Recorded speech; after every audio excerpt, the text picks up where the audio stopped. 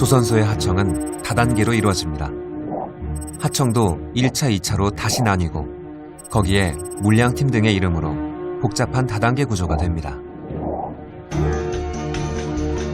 결국 원청은 말 그대로 갑이 되어 하청에게 일방적으로 단가 인하, 공사금액 삭감 등을 요구하게 되고 그 고통은 고스란히 하청 노동자에게 전가된 것입니다. 하청 노동자들의 임금이 공식적으로 오른 적은 지난 10년 동안 단 한 번도 없습니다.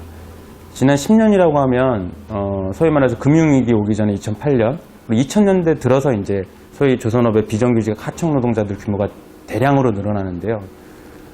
그때는 나름 많이 호황이었거든요. 그러다 보니까 그 호황 시기에 일을 많이 함으로 이렇게 생활임금을 그나마 좀 가져갔던 건데 공식적으로 2000년대 들어서 지금까지 하청 노동자들의 임금이 몇 프로 올랐다, 얼마가 올랐다 한 적이 한 번도 없어요. 다른 제조업과 달리 표준 근로계약서가 없는 것도 하청 노동자의 고통을 더합니다. 건설업 같은 경우는 소위 시중노인 단가라고 정부 차원에서 이렇게 정해놓은 표준 임률이 있어요. 임금 단가가 있고. 근데 이 조선업 같은 경우는 분명히 제조업임에도 불구하고 너무 규모가 크다 보니까 건설업종 요소들이 섞여 있어서 제조업 쪽도 아니고 건설업 쪽도 아닌 그런 중간지대에서 그런 사각지대가 발생을 하고 있는 거고요. 임금이 표준화가 안 돼 있습니다. 결국 하청 노동자에게 모든 고통이 전가되는 현실에서 거제의 대우조선 해양 앞에서는 서명운동이 벌어지고 있습니다.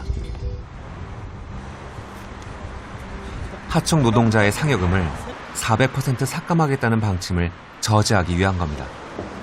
2년 전 150% 삭감한 것에 이어 다시 목을 조여오는 것입니다. 토요일 유급, 그나마 인정받고 있는 토요일 유급 이것까지 빼앗아가기 위해서 지역기칙을 변경하겠다고 합니다.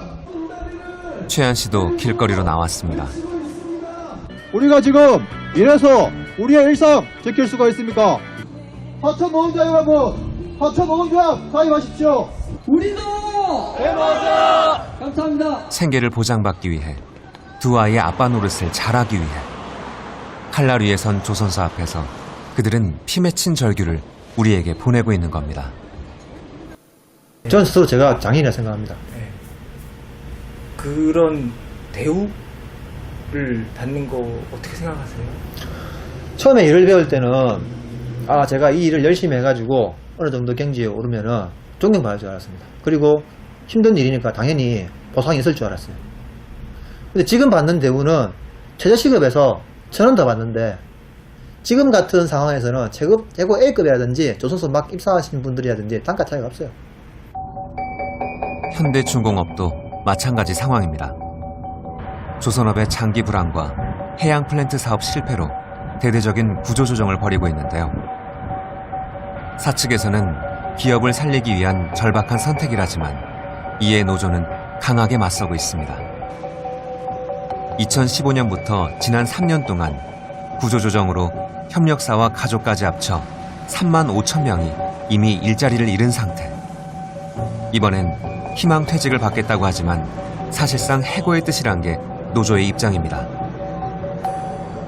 퇴직이라고 하지만 조기 퇴직이라고 하지만 이런 것들이 강요돼서 명단까지 나와서 이것이 강행된다면 이것은 조기 정년이 아니고 희망퇴직이 아니고 강제퇴직이라는 거죠. 그래서 이런 것은 정말 부당하고 부담야다. 이 사람들에게 압박을 주어서 퇴직시키신 것이 어떻게 희망퇴직입니까? 이번 희망퇴직 대상자는 10년 이상 근속한 사무직과 생산기술직 노동자인데 거기에는 선박설계 등 핵심 기술을 가진 전문가들까지 포함된다고 합니다. 결국은 일하는 사람은 똑같거든요. 그러니까 결국은 정규직에서 비정규직, 비정규직에서 또 더 물량팀이라든가 그런 식으로 계속 예를 들면은 그 설계 쪽에서 굉장히 많은 인원들이 나왔거든요. 그래서 그 인원들이 다 또 설계 왕창 보내다 보니까 설계 일은 또 필요로 합니다. 그러니까 그 자회사를 또 설립을 해가지고 그 나간 사람들 연락을 취해가지고 일을 해야 될 거면 또 불러가지고. 희망퇴직은 미봉책일 뿐 장기적인 전략과 핵심 기술력 향상을 고민해야 할 때라고 전문가들은 말합니다. 해양 플랜트 같은 경우는 일정 정도의 직영 인력들, 숙련 인력들을 이제 확보하기 위한 전략들이 필요하고, 그런 점에서 산해하청 노동자들, 산해하청 부분들을 남용을 하지 않는 이런 이제 전략들도 좀 필요한 상태입니다. 그래서 지역의 인력들을 좀 확보하고 충원하고, 좀 이제 신규 기술자, 엔지니어들, 기술자들 좀 충원하고 이런 것들이 좀 필요한 상태입니다. 지난해 4월 울산시 남목곡의 고가 아래에서 2명의 노동자가 시위를 시작했습니다. 현대중공업 사내 하청업체의 폐업으로 일자리를 잃었지만 노조원이라는 이유로 고용 승계에서 배제된 이들이었습니다. 그 시위를 주도한 이성호 씨는 107일 동안 고공에서 생활했습니다. 그는 어디에서도 보호받을 수 없는 하청 노동자의 현실을 알리고 싶었습니다.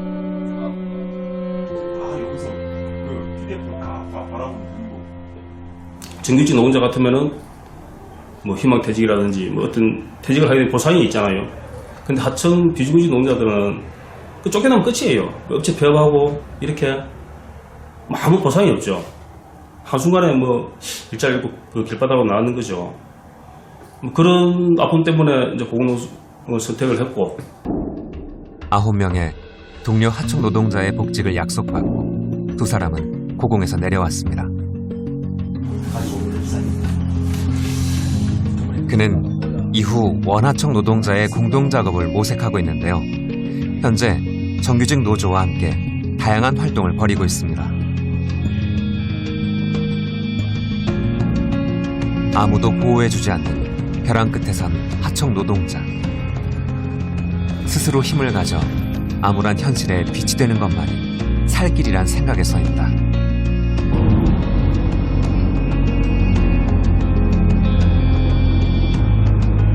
조선소 하청 노동자의 현실은 어느 특정 기업의 문제가 아닙니다. 삼성중공업이 있는 거제. 이곳에서 하청 노동자들의 힘겨운 현실을 돕는 손길이 있습니다. 용역금, 뭐 인내 파열, 부당해고 이런 많은 삼성중공업에서 나온 김경습 씨는 조선소 밖에서 노동자들을 돕고 있습니다. 상담을 하고 간 그런 내용들도 있고요. 사회협력사 물량팀 노동자들이 2억 700만 원의 임금을 받지 못했다고 찾아왔고 그 문제를 해결해서 해결했다는 도장을 이렇게 찍은 겁니다. 하청 노동자의 주된 문제는 부당해고, 임금체불 등 생계와 관련된 것이 가장 많은데요. 그와 함께 심각한 문제는 바로 산업재해입니다. 워낙 조선업은 고위험의 일이지만 그 중에 가장 위험한 일들은 모두 하청 노동자의 몫이라 해도 과언이 아닙니다.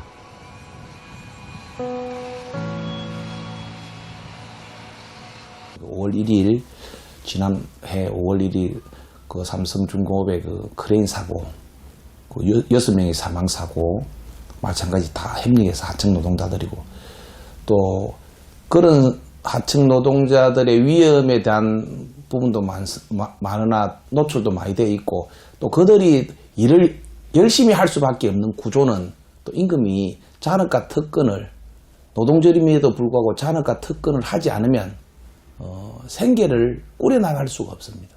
크레인이 무너진 곳은 삼성중공업 거제조선소에서 원유 생산시설, 이른바 해양 플랜트를 건조하는 작업장입니다. 근로자의 날을 맞아 공식적으로는 쉬는 날이지만 작업 기한을 맞추기 위해 특근에 투입된 협력업체 근로자들이 사고를 당했습니다. 조선소에서 안전은 강조하고 또 강조하는 규칙입니다. 안전! 지휘차 조심, 좋아! 조선소 대부분의 일은 고위험군의 작업. 높은 곳에 매달리거나 좁은 곳에 들어가 일을 해야 합니다. 그것마저 하청 노동자의 몫이 됐습니다. 사망사고의 87%가 하청 노동자란 사실만으로도 그것을 증명합니다. 한마디로 위험의 외조화입니다. 지난해 7월 19일 하청 노동자인 이광삼 씨는 전기차로 블록을 들어옮기는 일을 하다가 사고를 당했습니다. 이 정도에서 차가 쓸 거라 하는 걸 계산하고 스위치 발을 떼고 모든 작동 스위치를 중지를 했는데 적당히 조금 밀리다가 서야 되는데 이게 그냥 쭉 계속 밀려버리니까 하다가 순간이었습니다. 광삼 씨가 탄 차량의 밀림 현상 때문에 블록 밑으로 빨려들었습니다. 어깨는 뒤에서 받치고 장비는 나를 밀어버리니까 그 사이에 협창되는 식으로. 광삼 씨는 사고 후 차에서 튕겨져 나와 기절한 상태. 다행히 동료가 발견해 구조되었습니다. 까딱하면 죽음에 이를 뻔한 큰 사고였습니다. 갈비 4대 이상 진단명으로 보면은 골절되고 부서지면서 간 찌르고 배 찌르고 비장 찌르고 해가지고. 광삼 씨는 정규직이 하던 일을 인수인계 받은 것이었습니다. 작업장에서 광삼 씨는 여러 차례 위험을 경고했습니다. 몇 번 위험하다고 건의를 많이 하고 기존에 했던 작업자들도 그런 제가 당한 사고를 당할 뻔한 경험들도 많이 하고 또 차가 좀 스위치를 뗐는데도 밀림 현상 이런 게 좀 심하다는 건의를 좀 했었는데도 그 부분에 대해서 개선이 안 되고 그냥. 광삼 씨를 더 화나게 한 건 본인 몰래 부인에게 산재 처리 대신 공상 처리를 하도록 유도했다는 겁니다. 산재를 하면은 70%밖에 안 준다 그러고 공상을 하면 100%를 다 준다 그러니까 부인 입장에서는 그걸 모르니까 택도 없는 소리 하지 말고 무조건 산재다. 누가 와서 어떤 소리를 하더라도 무조건 산재라고 이야기를 해라 하고 이제. 사실 하청 노동자들은 산재 은폐 요구를 더욱 많이 받습니다. 산재 책임 역시 원청이 아닌 하청업체의 몫이기 때문이죠. 근로자의 입장에서 보면 산업의 안전이라고 하는 것은 가장 기본적인 근로조건입니다. 그리고 우리가 인권을 얘기하지만 인권의 기본 전제는 생명권이에요. 살아 있어야지 인권이라고 하는 것도 생동감 있는 의미가 있는 겁니다.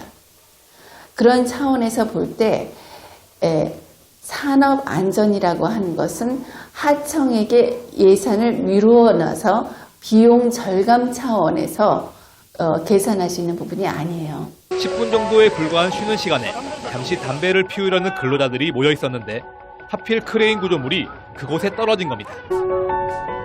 하청 노동자들이 위험에 더 노출되는 건 점점 낮아지는 임금 때문이기도 한데요. 잔업 특근이 없으면 살기 어렵기 때문입니다.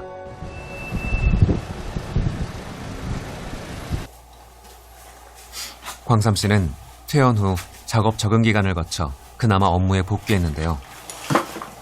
그는 제작진에게 자신의 연수입을 알 수 있는 원천징수 영수증을 내밀었습니다. 2018년, 17년도 거고 2012년도니까 11년도 거고 중간에 게 좀 몇 개 없기는 없네요. 내가 지금 조선소 호황기 절정 무렵에 한 5년 전부터 해가지고는 그때까지만 해도 거의 그래도 하청 노동자들이 그때 최저 시급도 뭐 4,000원대 뭐 5,000원이 안 돼 그 시절에도 이렇게 연말정산을 하다 보면은 이게 4,400만 원 이 정도로 평균적으로 한 4,000에서 좀 많이 일하고 그 무렵에 고기량자들 같은 경우는 한 5,500만 원까지 보통 평균 연봉 수익 금액이 그렇게 됐었는데 이거는 이제 2017년 2월 28일이면 2016년 1월 1일부터 31일까지입니다. 2016년도 임금부터 이렇게 거의 4,400까지 갔던 게 3,500 정도까지 떨어지고 전체적으로 조선업 구조조정 과정에서 인원 감축도 있고 업체도 없어지고 이러면서 솔직하게는 일감이 좀 떨어지다 보니까 일량이 줄어들다 보니까 조선소 하청 노동자들은 토요일 일요일 특근하고 평일날 잔업하고 이런 식으로 시간으로 해서 그 어떤 연봉을 맞추고 먹고 살았는데 평균적으로 보면은 1년에 500 이상씩은 연소득이 계속 지금 한 4년 정도씩은 감소를 하고 있는 추세다. 병원에선 완치라고 하지만 여전히 폐 기능이 약하고 사고 순간의 악몽에 시달려 시간이 날 때마다 광삼 씨는 산에 오릅니다.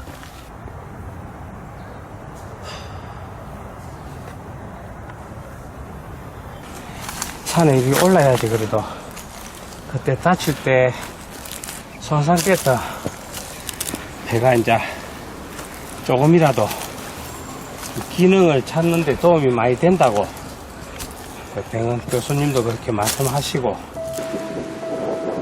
사고만 없기를 바랐는데 지금은 죽지 않은 걸 감사하게 됐습니다.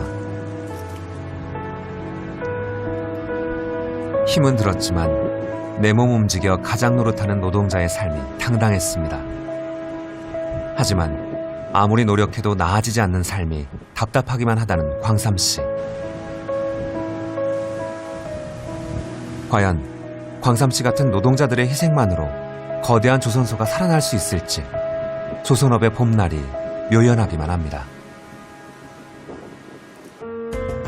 정부가 군산, 거제, 통영, 고성, 창원, 진해, 울산 동구 6곳을 고용위기 지역으로 지정했습니다.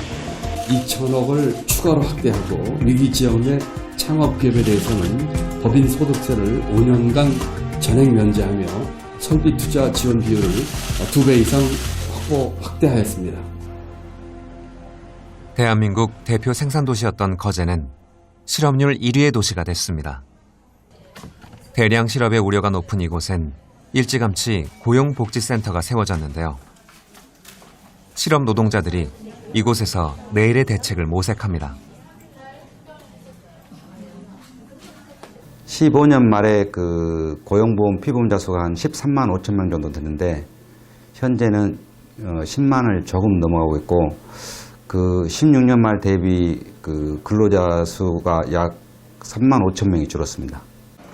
실업 상태의 노동자들이 이곳에서 얻을 수 있는 대부분의 일은 조선소에 급히 필요한 일용직들. 그거라도 잘 연결되면 감지덕지입니다. 평생 전문 기술자로 살았지만 살아남기 위해서는 어디라도 가보고 뭐라도 해봐야 하기에 이곳에서 다시 걸음마를 배웁니다.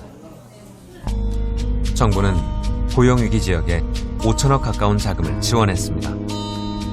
하지만 침몰하는 조선업을 구해낼 보다 적극적이고 전문적인 해법이 모색되어야 하는 건 아닐까요?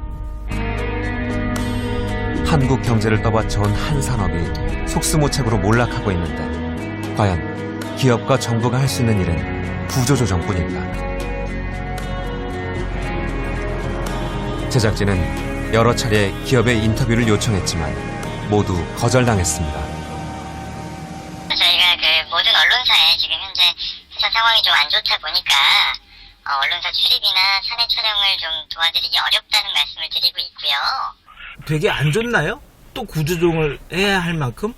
상황이 어렵죠. 저희가 지금 일감이 없기 때문에 물량이 부족하기 때문에 그런 경영상의 어떤 방침을 정하고 진행을 하고 있는 거고요.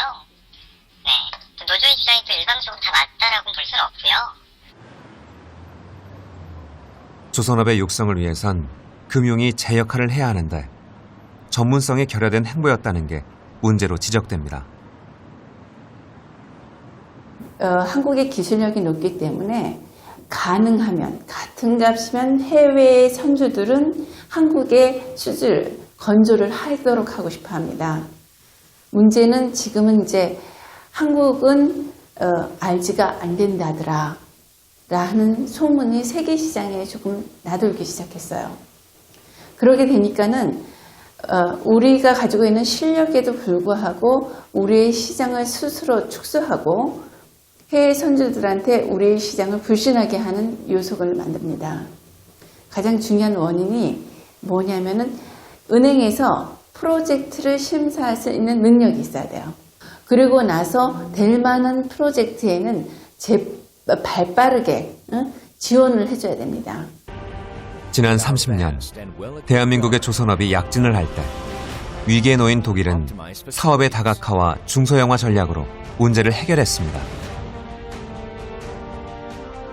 1980년대 위기에 빠진 일본은 해운업과 조선업이 협력하는 합리적 돌파구를 찾았습니다.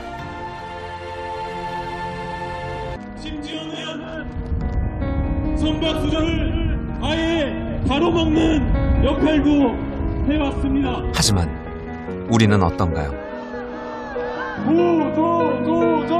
구조조정만으로 당장 눈앞의 문제만 해결하려는 것은 아닐까? 세계 1위의 기술력을 만든 신화의 주인공들만 길거리로 내몰고 있는 건 아닐는지요. 박기성 회장 동지를 관료들의 계산기 노름에 지난 30년간 한국 경제를 떠받쳐온 조선산업이 잘못하면 망할 것 같다는 생각이 듭니다.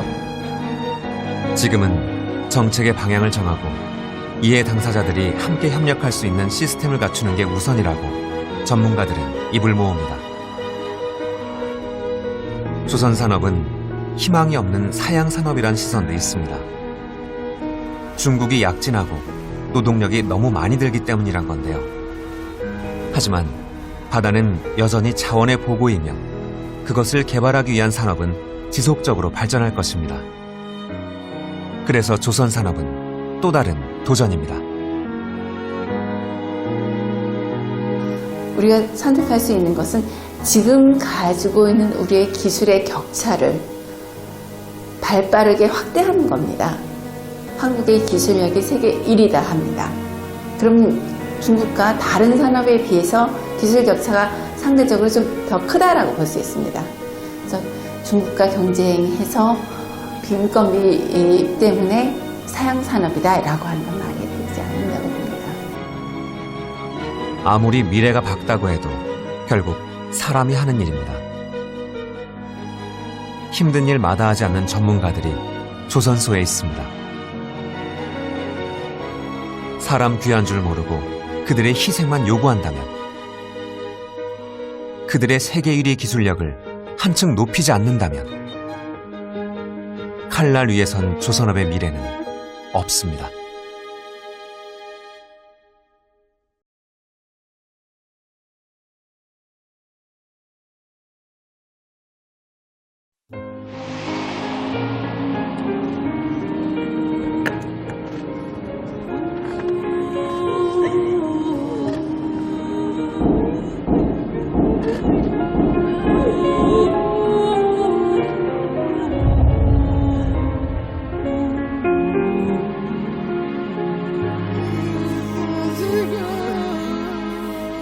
지금 23년째 이렇게 돼가니까 우리나라 사람들의 그 머리에서 잊혀져가는 거죠. 그분들은 좀 잊지 않았으면 좋겠어요. 수진아 쓰면서 이름을 계속 되뇌었어요. 수진 이름 안 잊어버려요.